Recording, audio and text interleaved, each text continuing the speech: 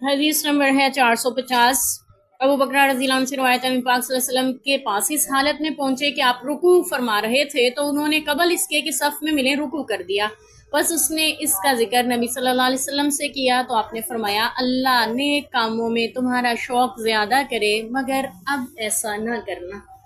ہوا یہ کہ نبی پاک صلی اللہ علیہ وسلم امامت فرما رہے تھے، مسجد میں جماعت ہو رہی ہے تو وہ بکرا رضی اللہ عنہ یہ جلدی سے مسجد میں پہنچے جماعت کی نماز پانے کے لیے، لیکن پہلی رکعت تھی اور رکوع میں آپ صلی اللہ علیہ وسلم جا رہے تھے تو انہوں نے صف تک جانے کو مناسب نہیں سمجھا، مسجد میں داخل ہوتے ہی وہیں سے رکوع کر لیا،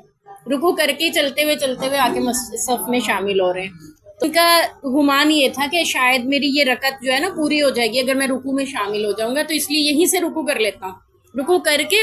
دروازے سے داخل ہوتے جلدی جلدی آگے صف میں شامل ہو گئے۔ پھر بعد میں نبی پاک صلی اللہ علیہ وسلم سے اس بات کا ذکر کیا تو آپ نے فرمایا اللہ تمہارا شوق زیادہ کرے۔ ٹھیک ہے، اس شوق میں آئے تھے نا کہ جماعت پالوں اور میں جو وہاں تک جاؤں گا تب تک تو رکوع ختم ہو جائے گا، اتنا میں صف میں ملوں گا تو میرا رکوع نہ چھوٹ جائے، میں اس میں شامل ہو جاؤں۔ تو پھر آپ صلی اللہ علیہ وسلم نے فرمایا کہ اللہ تمہارا شوق زیادہ کرے، لیکن ایسا نہیں کرو نا، یعنی پوری آگے مزید بھی وضاحتیں اور حدیثوں سے ملتی ہیں، وہ یہ کہ جب جتنی رکعت میں امام کو جس حالت میں تم پاؤ اسی میں جا کے صف میں کھڑے ہو کے صحیح طرح سے شامل ہوا جائے، جو رکعت تم پالو اس کو ادا کرو، جو باقی رہتے ہیں اس کو بعد میں ادا کرو۔ امام سلام پھیر لے گا، آپ سلام نہیں پھیریں گے بلکہ آپ کی جو رکعت رہ گئی ہیں وہ آپ کھڑے ہو کر ادا کریں گے۔ اب اس حدیث سے نا 2-3-4 اختلافاتی مسائل جو ہیں وہ بھی ہوتے ہیں۔ پیچھے ہم نے پڑھا تھا کہ اس کی نماز نہیں ہے جس نے فاتحہ نہیں پڑھی، یعنی اس کی وہ رکعت ہی نہیں ہوتی ہے، تو جو امام کے پیچھے نماز میں سورہ فاتحہ پڑھنے کو ضروری نہیں سمجھتے ہیں، ان کا کہنا یہ ہے کہ اب یہاں پہ وہ بکرا رضی اللہ عنہ رکوع کے اس حالت میں نماز میں شریک ہوئے ہیں، آپ نے ان سے نہیں فرمایا کہ تم اپنی رکعت دوبارہ پڑھو گے،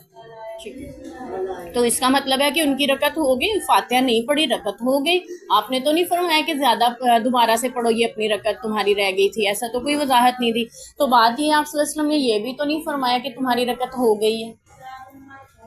ٹھیک ہے، اور یہ بھی نہیں ہمیں اس میں یعنی وضاحت مل رہی کہ انہوں نے یہ کہا ہو کہ میں نے پھر اس رکعت کو نہیں دہرایا،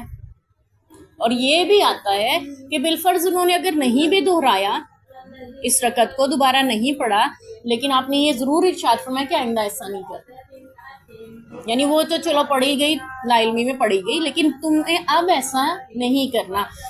تو اس سے یہ بھی پتہ چلا کہ وہ آپ کی نماز نہیں ہوگی، اب جب کوئی رکوع میں شامل ہوگا اس کی وہ رکعت شمار نہیں ہوگی جب تک کہ اس کا قیام بھی اس میں شامل نہ ہو، اور قیام میں سورہ فاتحہ پڑھنا ضروری ہے، سورہ فاتحہ کے بغیر نماز نہیں ہوتی، نماز کی یعنی کوئی رکعت نہیں ہوتی۔ تو جس نے سورہ فاتحہ پڑھ لی